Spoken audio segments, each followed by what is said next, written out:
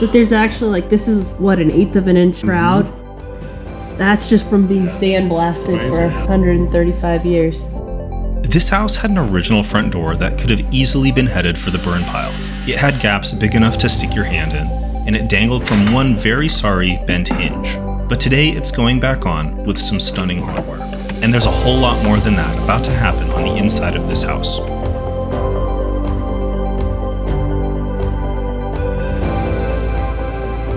Today we're getting the front door on, and for the first time, we'll be able to really grab hold of the interior of this house and start honing it into exactly what we want it to be.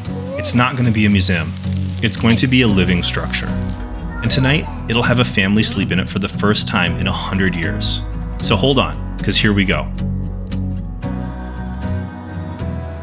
Okay, so this is the front door.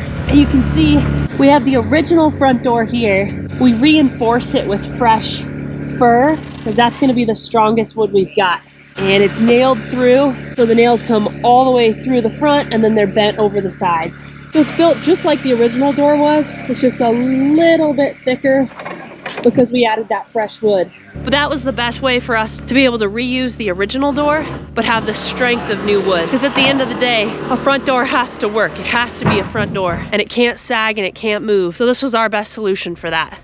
I think it's in line with the original. It honors how it was made the first time, but it's a whole lot stronger. Of course, the magic of this door is the 1889 boards and weathering preserved on the main face. And that will be revealed to all of us as soon as we get this thing hanging in the door frame. But one problem hits us hard: the mechanics of an old-fashioned door. Okay, so we're trying to figure out how the weight presses down on a door. This brace is holding up the far end, and we put the brace on the wrong direction. It should have been going that way for the way that we wanted it to swing. So if the hinges are on this side, the brace should be going the other way? Yes, yes. Oh. Yeah, I was confused. I figured if the hinges were on this side, that angle's what wants to sag, so you put a brace in it and... Oh, you're thinking that's keeping that from falling down. Yeah. Yeah, no, the point is to hold the bottom up. You look at every gate on the place. Yeah. The Z goes... Okay, hey, I trust you. I'm the idiot. All right, hinges on. One of the hinges was bent beyond repair, and the other one was lost. So it's back to the shop for the salvaged ones we dug up last week. That's the beauty of never throwing anything away on the ranch. All right, bye kittens. With some new old hinges on the way, the door isn't getting any easier.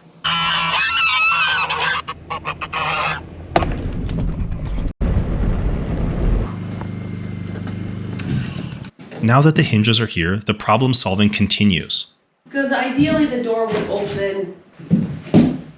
If the hinge was on the inside, it could go about that far. I don't know. It's more complicated than I thought. The door we thought would swing one way is going to swing the other, but actually that's a gift, and this is totally going to work out. The precision of the door here is all due to the fact that we have some stunning historic hardware that is going to go on, and it's very particular.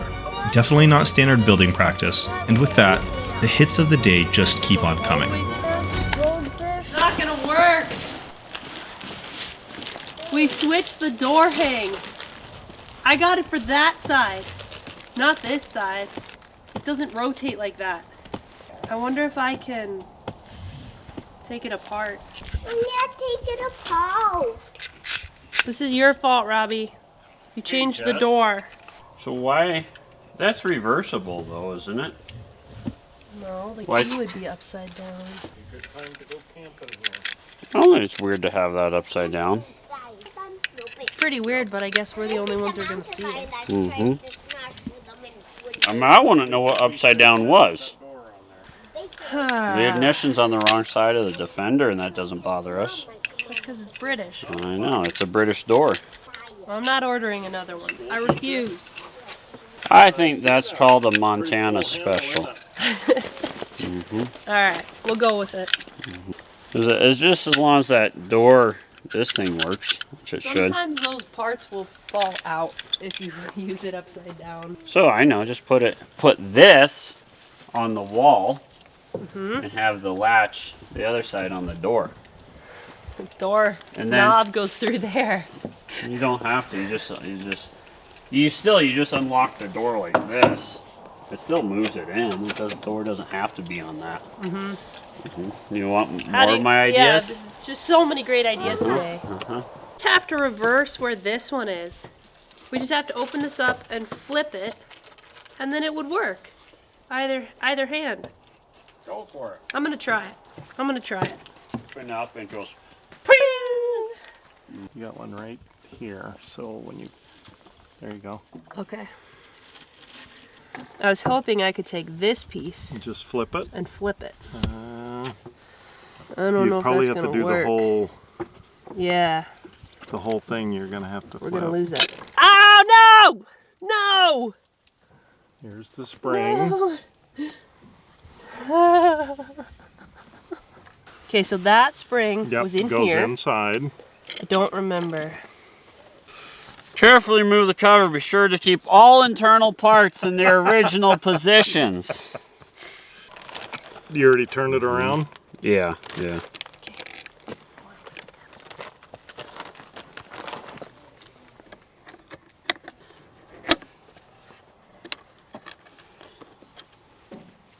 Are all the pieces back in it? Let's see if this pops out. Yeah. Okay.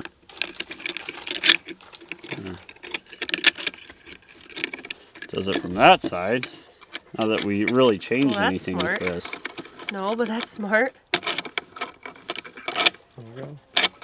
Rob, Oh, I'm a locksmith. you're a genius.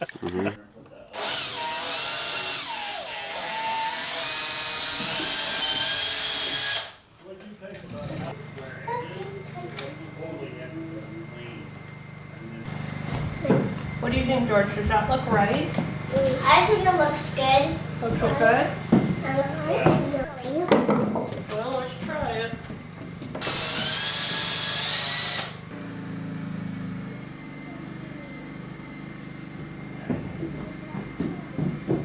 There you go.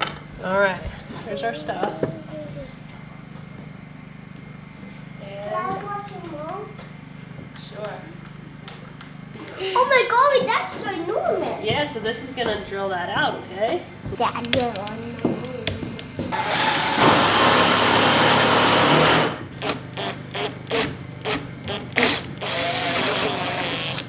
Am I level, George? Yeah. Mom, more loud.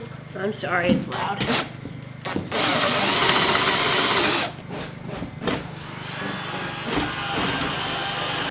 What are you doing? I'm test fitting it again, and we're gonna see if I made those holes big enough. This is an 1800s rim lock door set, so it mounts to the inside face of the door instead of how modern doors do it, where the hardware is mortised into the door. That makes everything a bit more complicated. What do you think, George? Fine. It's fine. I locked you in with this key. I did see it. It works. Cool. You know how many times I've failed at that? Like, I think I've probably done 4 door handles in my life, and this is, yeah, I failed a lot of times. No, you First try. the way. There you go. Learn some hard lessons. Yeah, we'll lock. Ha-ha! Look at that, Georgie! Okay, ready?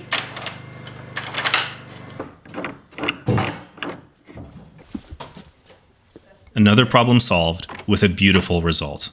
It's been a long time since this old house has seen a working door, and one that wasn't dangling on a single hinge and opening into a mouse and wild animal haven.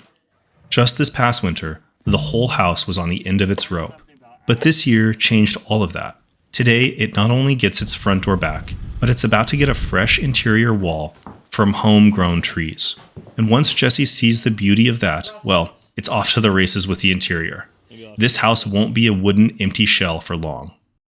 So we want this to be a working pioneer kitchen, a place where we can test out the skills it took to cook, to render tallow, to press cider, preserve food, even to repair your tools. All the things that people did in a one-room cabin. One-room cabin living was what most families did throughout history. This particular one is from right around the turn of the 1800s to the 1900s, which is a time that our great-grandparents remember. They lived through that. So in one sense, it feels like it was forever ago. I mean, we're talking horses, hand-powered tools, all of that kind of work. But if you really think about it, it was like a second ago in history. It's still familiar to us, even though our modern world is going in a different direction. So that's what we want to do with this project. As we start to transition from building the place to actually experiencing this place. We're getting close. Whether it's cooking over a campfire or pretty soon cooking over an early wood-burning stove. I think that's really the meat of the story. So yeah, we want to feel what it was like to live on the western frontier, but it's the experience we're after. And I think this is going to be the perfect place to have that experience. But first things first, we've got to get freshly planed boards onto this whole west wall. That's going to be the spot where we can hang pots and pans, we can hang our tools, we can actually make it a working space. A clean workspace makes for happy workers. The west wall is up first. Freshly planed pine boards, just like the house originally had, are going on. This wood isn't from the store or even a local lumberyard. It's from trees right outside these windows, complete with imperfections and lots of charm. We're screwing in one layer of boards in order to be able to pull them off in the future. If anyone remembers our initial wall discoveries, it was a lot of dead mice. Then you will appreciate our trauma over this. After the screws, it will be lots of pre-drilling, and then warming up our muscles for hand nailing. A lot of American-made square nails are getting hammered in. Did we say by hand? Because yeah, that deserves some sort of award. These nails are not delicate, smooth things. Even pre-drilling it cracked it a little bit. So I gotta be more careful. I'm going to jump up to a bigger drill bit.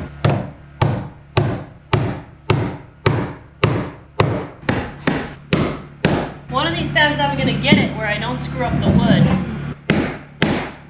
There. One without dinging the wood. We'll jumpstart this process and get you to the end, because the results, well, they're worth it.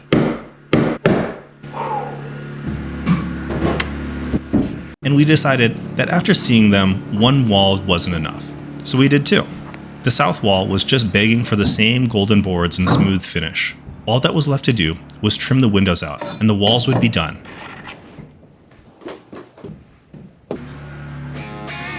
Of course, seeing a wall go up in seconds is a treat. Cutting trees and planing the boards is a much longer and much more arduous process. That work fell on Robbie's shoulders, but of course it gave a great excuse to buy a new-to-us planer and make mountains of shavings for the kids to enjoy. There were days of planing and cutting, with dinners spent out at the shop, but that's part of the fun, and family time is family time. Oh, hey, hon. That's a pile. It is. Frustrating, but because they're bowed, I'm cutting both edges, but yeah, parallel along this one. Oh, I see it. Perfect. Perfectly straight, here, perfectly straight, and then it just... 2 inches at the end here. Being your own lumberyard comes with lots of curveballs and a lot of mess. But those days of labor have produced one brilliant result. Those boards look and smell incredible now that they are planed, cut, and up on the walls of Uncle Dan's. There's no time to slow down and smell the flowers. Once Jesse saw these walls go up, the floodgates of interior dreaming opened up. Ow, my hand! That's gorgeous. That's pretty high. Maybe.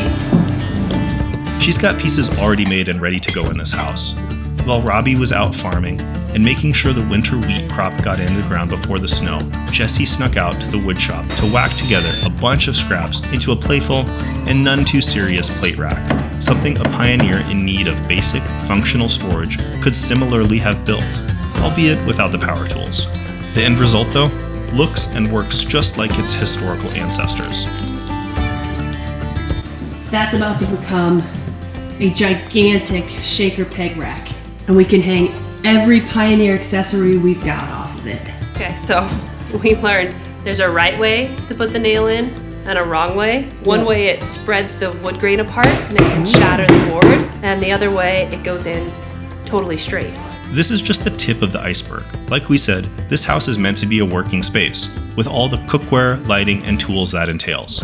Tonight, the family is going to camp out in Uncle Dan's with just the bare necessities. No heat and lots of candles. Next episode, we're going full speed into the making of this house's interior.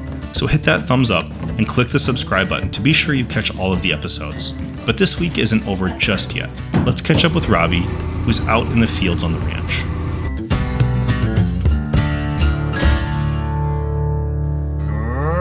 Hey, you guys, what do you think you guys are doing now? You guys want to go somewhere? Look at all the grass you guys have. Come, boss. Come, boss. Come on, girls. Come on. No, you guys have to go that way. There's grass all the way up on the other side of there. You fell for it, didn't you? Getting rid of their flies. They kick dust up and they don't worry about flies. So we're here at Uncle Dan's. We're gonna seed this 3 acres. This is what we're seeding. The wheat seed. As you can see, it's got some treat on it. This is our fertilizer, 1152. We're adding back what the plant's gonna take out. We're not really putting any more in. Although that's a no-till drill, we did plow this up, and the reason we plowed it up were there were some pretty big weeds out here. That toolbar will do is it will pull the weeds up by the roots. See that one? There's just a bare root, and that thing's dead. Won't live. We've got a really big storm system coming in today and tomorrow. Anywhere between 2 and 4 inches of rain, which in Montana can be 3 months worth of rain. So I don't know if it's a good thing or a bad thing to finish the seeding, but so we're gonna do it. Might just be done with field work for the year. While Robbie is finishing up the planting for this fall, the leaves are turning and the air is getting cold. Back at the Homestead house, we're buttoning up the eaves and getting the last details right on this exterior. Inside, it's fighting the flies, sweeping up lots of sawdust, and putting winter coats on for the brisk mornings. You should have seen the amount of work I had to do on that north window. Nothing was in the same plane. Oh yeah. Yeah. I went out there and I was like, I'm gonna bang out the trim. And every single thing was like, shim it, cut it, shim it. Yeah.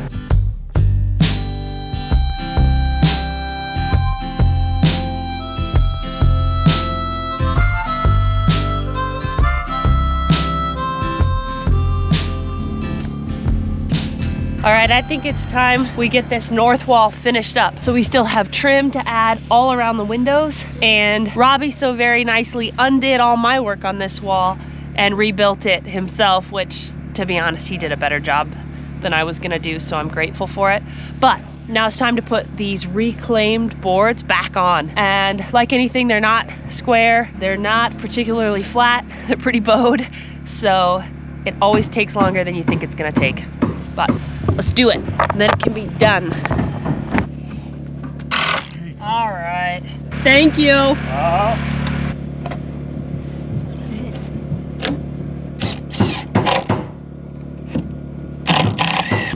That looks awesome. It's coming. Never would know. Never even know. Isn't it nice having a solid piece in the back? It is. Thank you You're for welcome. repairing this wall, because I failed. Yes, you failed as a... Oh, I mean as a bit. Yes. Okay, that's crooked. I'm not done yet. Leave me be. All right, I am tickled pink by this. This is perfect. This was put on back when it was a grain bin. So they would go around and they would cut cans open, and anywhere where a knot hole had blown out, they would patch it with a little tiny tin can patch. And those were all over this house on the inside when it was used to hold grain. So that's a little marker of the past. So sometimes when I go walking around the cabin, I spot bits of the old place. find old cedar shingles, things that it just makes me realize that just this past winter, this house pretty much sat untouched. And as much as we wanted to leave it exactly how it was and just freeze it in time, it wasn't gonna hold on any longer. And so it was one of those difficult choices where in order to save some part of the history, we had to rebuild it. I think we're all really proud of the fact that what we were able to save, I mean, even though it was tremendously difficult, we saved every piece of this place that we could, including this entire north wall. Yeah, there's new parts. There's way more stone here than there ever was originally. But the stones that they sit on, the original cornerstones, they're still there. And this side of the house, I can only say it looks pretty darn close to how it looked before. But now it has windows in it again. It has steps to it again. And that front door that was dangling by one hinge, it is back. I'll get you some water, babe. Come on. Yeah, so to see this original front door back, that's pretty cool too. In the background, you may notice a killer bunk bed. That was Robbie's surprise to the kids for their first sleepover in the homestead, which is about to happen tonight. There may be no heat, but there are candles and oil lamps going now, and these homemade bunk beds are just the thing that cowboys would have had in their bunkhouse back in the day, a staple of the Old West. And what kid can resist that? If a campout is happening tonight, then a Dutch oven meal is on the list. I think I'm gonna get this peach pie ready. Will that make you happier? Yeah. So the peach pie with the dessert? Yes, it is. Blow, George, blow. That's so cool. It's so cool though, Rob. I haven't seen this burn in a lot of years. 6 years, 6 years, yeah. Hey, you guys, do you want a little peach juice to drink? All right. Peach juice. Where's the peach juice? I know I don't mind, but I have no socks and no shoes. All right. A little for you. A little for George. Tonight's menu is a peach pie with hand-whipped cream, hot cocoa for George, of course, bacon over the open fire in a giant skillet that belonged to Clayton's grandfather. Thankfully, it's a beautiful evening, so we'll try a wholly new recipe to us. Johnny cakes or Indian cornmeal cakes, made with molasses. It's going to be a good night. These are homemade candles. That's good. Who was the beeswax from? This is pure beeswax from our neighbor Tom's bees. That's the last one. When did you get this chandelier? I got this years ago when I lived in a little log cabin off the grid. So that was before I married your papa. How many more candles do we need, Maggie? 1, Are you sure? 2. It's time to get dinner cooking. The coals have heated up nicely. We're making do with scraps of pine from the project for this fire. No fancy charcoal. So temperatures are anyone's guess. We're really winging it here. People on the frontier didn't have perfect wood when they cooked. This stuff is burning hot and fast, so we'll see how this goes. The peach pie goes in first. There are home-canned peaches and a crust made from an early 1900s recipe, which calls for lard. We're in luck, having a good family friend who knows how to render that. All of this goes into a Dutch oven with hot coals underneath and white hot coals on top of the lid. Then we play the waiting game.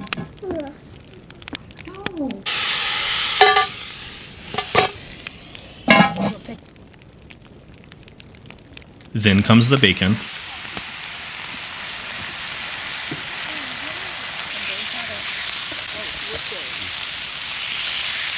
And then the Indian corn Johnny cakes. This beautiful spoon is from my friend Susan, who made it just for Uncle Dan's. Good masculine spoon. These old recipes often don't call for much leavening. So Jessie fudged it a bit because she had 3 people here who wouldn't eat a pancake that's as heavy and dense as the plate it sits on. No! Get him off the fire. Get him off the fire. Oh no! Johnny cake disaster. They're camouflaged, Jess. You can't tell where they are. All right, from this side, they don't look near as bad. Yeah. There you go. All the stories make them always seem a little less burnt than that. They are wonderful. And there's the beautiful campfire. I want this piece. Should we go have some Johnny cakes and bacon? Well, hot chocolate will make everything better. Let's get inside this house and start dinner as that pie finishes cooking. What do you think? It has molasses, a little bit of cinnamon, and cornmeal. That's not bad. It's sort of like cornbread pancake. Mm-hmm.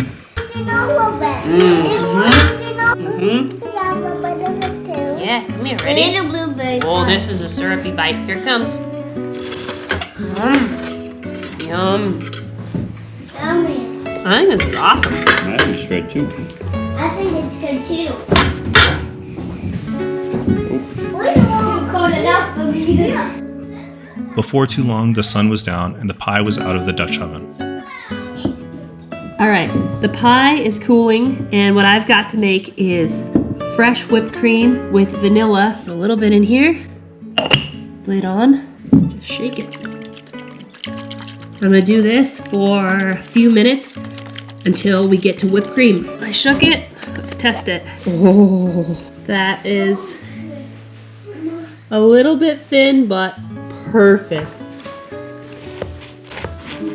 Flaky. Hot and steamy. Look at that. Not bad for a Dutch oven. As the plates were cleared, the kids tucked into bed.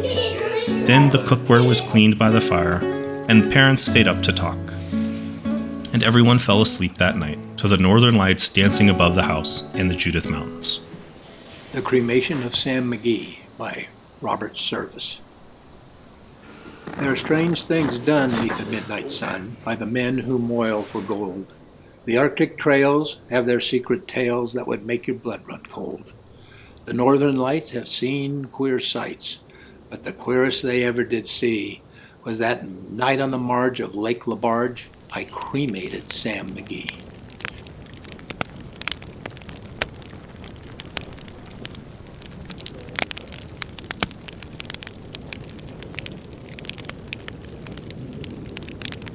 A special thanks to all the friends this week whose time and gifts made a night in this homestead renovation extra wonderful. Brad, Susan, Dawn, Sue, our families, and channel supporters. This one goes out to you. Next week, that early 1900s wood-burning cook stove? Yeah, that's going in the house.